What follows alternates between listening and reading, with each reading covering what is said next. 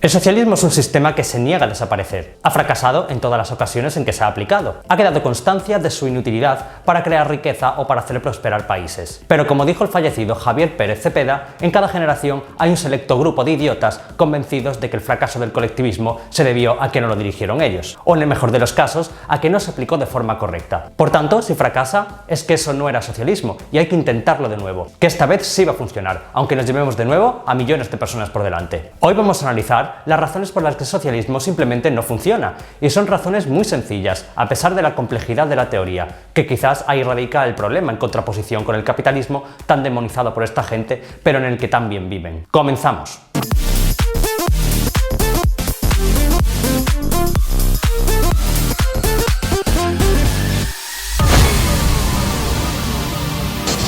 Los socialistas no cejan en su empeño por destruir países, y es que no importa cuántas veces ocurra, que siempre habrá algo que puedan hacer más para destrozar la sociedad. He elegido 7 razones, pero podrían ser muchas más, y que podrían resumirse en el teorema de la imposibilidad del socialismo de Ludwig von Mises, que también fue desarrollado por economistas como Hayek. Vamos con la primera razón. La primera razón por la que el socialismo es un fracaso radica en la propia esencia del socialismo. A diferencia del capitalismo, el socialismo es un sistema creado por una persona. Hablamos del socialismo científico de Karl Marx, como fase previa al comunismo. El hecho de pretender implantar en todo un estado o en el mundo entero los pensamientos que a un señor se le ocurrieron en la barra de un bar y que jamás puso un pie en una fábrica, es el primer error y la primera razón por la que el socialismo es un absoluto fracaso. El capitalismo, en cambio, es un sistema económico y social que se ha desarrollado junto al ser humano. Nadie lo escribió o lo implantó en un momento determinado. Surge de las relaciones humanas a lo largo de la historia. Ha surgido, como he dicho, del conjunto de la sociedad sin que nadie lo impusiera o lo implantara. Como mucho se ha teorizado sobre él como Adam Smith con la riqueza de las naciones. Solo se puso el nombre al conjunto de relaciones económicas que a lo largo de la historia el hombre había ido desarrollando como parte de su naturaleza. Hasta que llegó Karl Marx y, cansado de ser un fracasado y un borracho, pensó que la causa de esos problemas era el sistema económico en el que vivía y decidió inventarse uno basado en el parasitismo social que a él tanto le gustaba. Y así pensó que como él no era capaz de crear ningún tipo de riqueza, lo mejor era que los trabajadores se apoderaran de los medios de producción que un empresario había puesto ahí invirtiendo su dinero, pues consideraba injusto que un empleado no recibiese los beneficios que generaba su trabajo, en lugar de un salario por parte del empresario, lo que se conoce como la plusvalía. Vamos, que tú te haces empresario, te gastas 1 millón de euros en montar una empresa con sus medios de producción, arriesgando tu capital, y no solo tienes que repartir los beneficios, sino que tienes que darle la fábrica a los trabajadores. Hazte empresario marxista. Lo mejor es que su teoría corrió como la pólvora entre todos los que eran como él, pues en una época en la que el analfabetismo estaba a la orden del día, presentar un nuevo orden mundial basado en la dictadura de los trabajadores y en el que toda la riqueza era repartida a partes iguales independientemente de lo que uno produjera, era muy atractivo. Y así llegó Lenin, que fue el primero en poner en práctica este sistema y que, muy listo él, implantó un sistema que diseñó Marx para una sociedad industrial como la alemana en una sociedad profundamente feudal como la rusa. Un pin para él. Lo curioso es que en plena era de la tecnología y de la información y en un mundo totalmente globalizado, aún hay millones de personas queriendo implantar de nuevo esta cosa.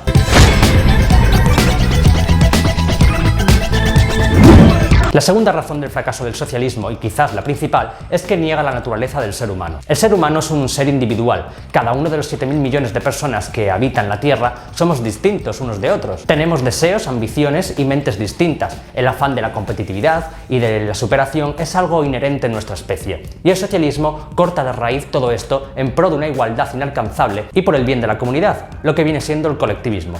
El Estado es el que controla todo porque tú eres demasiado imbécil para dirigir tu vida y son los gobernantes los que saben qué es mejor para ti. En el socialismo no se tiene en cuenta el talento ni la valía de la persona. Es un sistema hecho por y para personas inútiles y fracasadas y que no han conseguido un solo mérito en su vida y cuyo afán es aprovecharse del trabajo que generan otros. Es decir, la lucha de clases. El objetivo es acabar con la burguesía, dueña de los medios de producción, para igualar a todo el mundo por abajo, aprovechándose de los beneficios generados por otros y así llegar al tan ansiado comunismo, donde las clases y el Estado son abolidos. La teoría es preciosa. Bueno, no es preciosa, es terrible, porque Marx contaba con que todas las personas de su imaginaria sociedad serían como robots, sin emociones ni ambiciones, e iban a trabajar encantados en beneficio del de al lado. Es lo que le hubiera hubiera gustado a él para seguir sin dar un palo al agua. Las expropiaciones también son una parte muy importante del socialismo, pues es indispensable para llegar a ese comunismo en el que ni siquiera existiría el dinero. En el socialismo el Estado controla todas las empresas antes de pasar a manos de los trabajadores. ¿Crees que todas estas cosas como subir el salario mínimo por decreto son cosas sin importancia? No, todo es parte de un plan. Subimos el salario mínimo, se producen despidos en masa, al no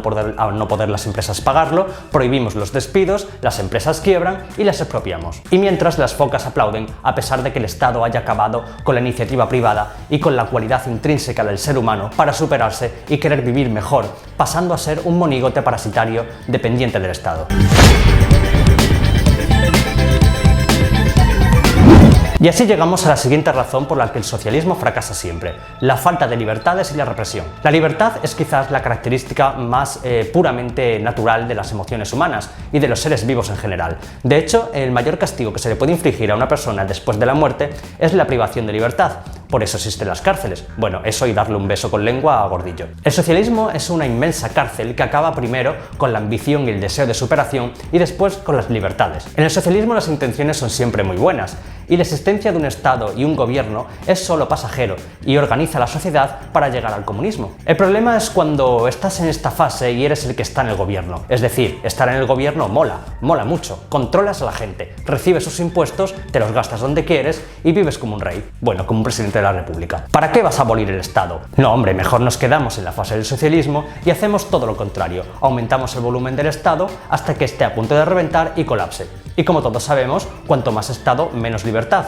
Y así surge la represión y la falta de libertades. Pues el momento en el que fracasa el socialismo es aquel en el que los dirigentes socialistas y Marx no contaban con la naturaleza del ser humano y su ansia de libertad. Y es cuando comienza a haber gente que no está de acuerdo con la forma de gobierno. Es entonces cuando el socialismo usa la fuerza y la represión. Así surgieron los gulags en Rusia, las checas en España, los campos de trabajo en Cuba o en Corea del Norte, para encerrar a todo disidente que no esté de acuerdo con el régimen. Esa es la razón por la que el socialismo solo se puede imponer mediante la fuerza y la violencia, a diferencia del capitalismo, que como he dicho surge de las propias relaciones humanas. Jamás ha habido un país socialista o comunista que no haya sido o sea una dictadura. La característica principal en el socialismo no es solo el control de la sociedad, sino también el control estatal de todos los sectores productivos de un país. Se machaca la iniciativa privada para garantizar esa manida igualdad que al final lo único que provoca es miseria. Querer implantar un férreo control del Estado en plena era de la globalización es la forma más perversa de querer aniquilar la sociedad que gobiernas. El control de precios, de la banca, de los medios de comunicación o de la supuesta gratuidad de todos los servicios es una característica intrínseca del socialismo. Los socialdemócratas de Podemos es justo lo que quieren: una banca pública para controlar el crédito y que las familias solo puedan endeudarse con el Estado, el control de los precios, donde es el Estado el que fija los precios de las cosas porque los considera abusivos y que lo único que provoca es al final escasez de productos, pues si limitas el precio del producto a esa empresa no le interesará vender allí y se marchará. Son soluciones fáciles que todo el mundo entiende a problemas complejos. Por ejemplo, ahora estamos viviendo la burbuja de alquiler. Los precios están desorbitados en los centros de las principales ciudades. ¿Cuál es la solución que te vendría primero a la mente? Limitar el precio de los alquileres como propone Podemos, ¿verdad? Es precioso, ya no van a subir más los alquileres porque el precio lo ha fijado el Estado. ¿Cuál es la consecuencia real? Que el propietario no va a sacar su vivienda en alquiler porque le sale más rentable venderla o alquilarla para vivienda turística, al no poder competir. De esta forma se produce escasez de vivienda de alquiler que provoca que la gente tenga que comprar en lugar de alquilar. Y se produzca entonces una burbuja hipotecaria debido a la escasez de inmuebles en alquiler. El control de salarios. Fijemos el salario privado a través del Estado porque 700 euros es un sueldo indigno. Así que vamos a subirlo a 900 euros o a 1000 euros, como quería Podemos. Que nunca entenderé por qué critican el empleo precario 1000eurista y luego consideran que 900 euros es un salario digno. Pero en fin, el caso es que la mente más ignorante pensará que gracias a esto todo trabajador que antes ganaba 700 euros ahora ganará 900 o lo que diga el gobierno. Pero la realidad es lo que al final ha terminado ocurriendo. Despidos en masa al haber muchas pymes que no pueden soportar esa desorbitada subida y sobre todo el impedir el acceso al mercado laboral a la mano de obra menos cualificada y sobre todo de los jóvenes. Es decir, crear parados para hacerlos depender de la caridad estatal. La nacionalización de empresas que tanto le gusta a los podemitas es otra medida básica que suelen llevar a cabo los socialistas, provocando la estampida de empresas privadas y abocando a la sociedad a que muchos servicios dependan únicamente de los ingresos que proporciona el Estado. ¿Y quién paga toda esta fiesta socialista? Los ricos, que como todo el mundo sabe, van a quedarse quietos cuando el gobierno comienza a expoliar su riqueza, ¿verdad? Otro pin para ellos. Sin contar con que a más Estado, más corrupción, ya que a más dinero público en manos de gobernantes, más fácil es meter la mano en la caja. Y por supuesto no podía faltar el control de los medios de comunicación. Una sociedad informada es una sociedad libre y es importante limitar la información a la que puede llegar el ciudadano. No vaya a ser que descubra que con el capitalismo puede salir de la miseria. Esto sí que es una característica común en todos los países socialistas. Es lo que ha intentado siempre por activa y por pasiva Pablo Iglesias, que le dieran Televisión Española para manipular a su antojo la información, ya que consideraba que el hecho de que existan medios de comunicación privados ataca la libertad de expresión. Dame los telediarios. Dame los telediarios, uno de los 2 telediarios al día. Pablo Iglesias, Alberto Garzón y toda la pandilla comunista serían felices con cárceles llenas de periodistas de derechas. Me pido ser el primero en entrar.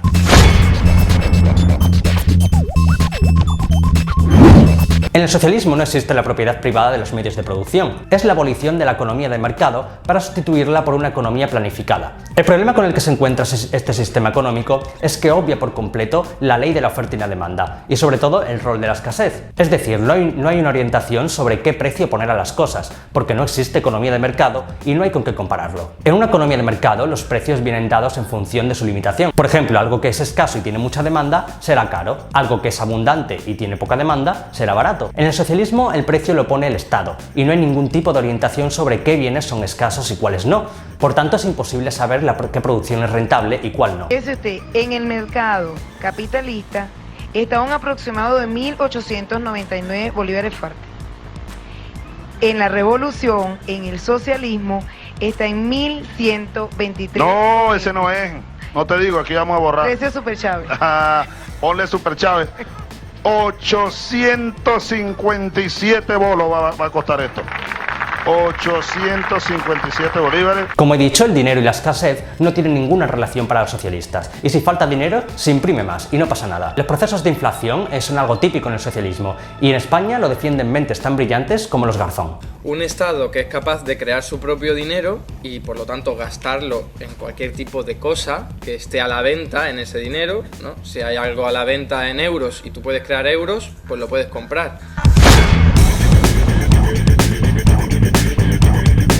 Un Estado socialista vive en el perpetuo enfrentamiento de ricos contra pobres. Finalmente, el colapso se produce debido a que este enfrentamiento acaba con los ricos e iguala a toda la sociedad en la más ínfima de las miserias. La famosa lucha de clases que acaba con la abolición de las mismas. Y si no hay riqueza, no hay nada que producir. El problema principal del socialismo es que considera que los recursos son ilimitados y que el Estado tiene la capacidad de proveerlos a toda la sociedad. Prometen que los ricos son los que pagarán la vida a los pobres, es decir, que los pobres vivirán a costa de los ricos. En el socialismo no se concibe que alguien pueda llegar a hacerse rico debido a su trabajo, pues siempre será gracias a la explotación de los trabajadores. Por ejemplo, Ana Patricia Botín es millonaria gracias a la explotación, porque a ellos les sale de los cojones. Y Wyoming también es millonario, pero gracias a su trabajo. No tiene nada que ver que Wyoming sea de izquierdas, pues como he dicho muchas veces, los socialistas aman a sus ricos, pero detestan a los que no son de su cuerda. En el marxismo moderno ya no funciona eso de la lucha de clases. Es lo único en lo que los socialistas se han adaptado, pero tranquilos, ni aun así han abandonado el enfrentamiento. Han conseguido otra forma de enfrentar a la sociedad,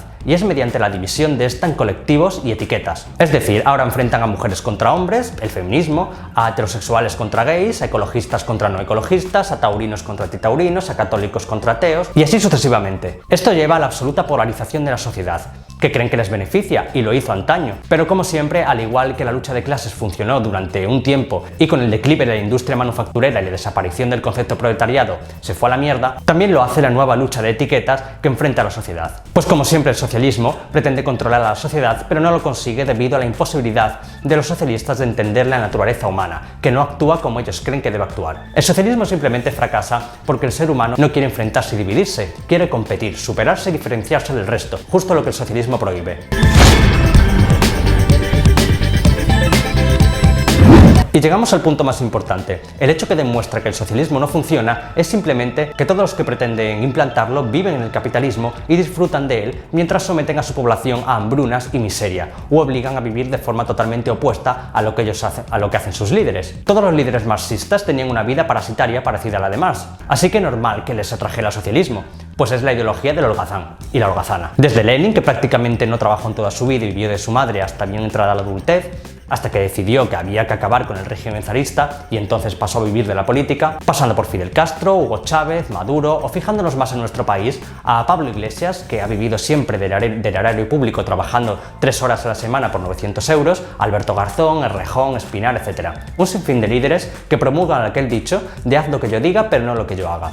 Los socialistas son famosos por proclamar socialismo mientras disfrutan del capitalismo. Ellos quieren que tú vivas humildemente en un barrio obrero de toda la vida, mientras ellos se van a mansiones en barrios burgueses. Quieren que pagues impuestos para mantener la sanidad, mientras pagan en negro a sus empleados o defraudan a la hacienda pública o usan sociedades para ahorrarse impuestos. Quieren que la vivienda pública sirva para los más desfavorecidos mientras especulan con ella, que las grandes empresas dejen de evadir impuestos mientras compran sus productos, y así podríamos seguir hasta el fin de los tiempos. Pero la gente no es imbécil y piensa: ¿cómo es posible vivir en el socialismo si ni siquiera los que lo dirigen son capaces de cumplir sus propias premisas? Si mis gobernantes quieren socialismo para mí y ellos viven de puta madre en el capitalismo, ¿no será mejor ser capitalista? Grandes preguntas de la humanidad que ya hace tiempo que fueron contestadas. Simplemente el socialismo es la herramienta del totalitario para engañar al trabajador con una vida mejor y someterlo mientras se gasta su dinero en una vida capitalista. Es así de sencillo. Pues hasta aquí mi vídeo de hoy. Como siempre, si os ha gustado podéis suscribiros y si no, pues ya sabéis, podéis dejar vuestro insulto aquí abajo.